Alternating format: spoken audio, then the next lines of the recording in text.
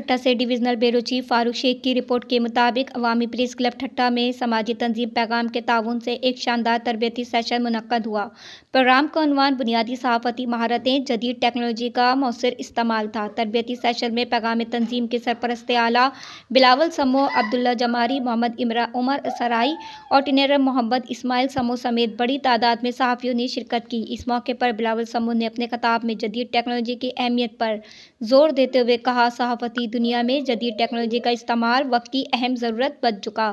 Trainer محمد اسماعیل سمو نے تربیت کے دوران صحافت کے بنیادی اصول و جدید ٹیکنالوجی کے استعمال پر تفصیل سے روشنی ڈالی۔ انہوں نے کہا، صحافت صرف خبر لکھنے یا رپورٹ کرنے تک محدود نہیں، بلکہ سچائی، تحقیق اور ذمہ داری کے ساتھ لوگوں تک صحیح معلومات پہنچانا ایک صحافی کی اصل ذمہ داری ہے۔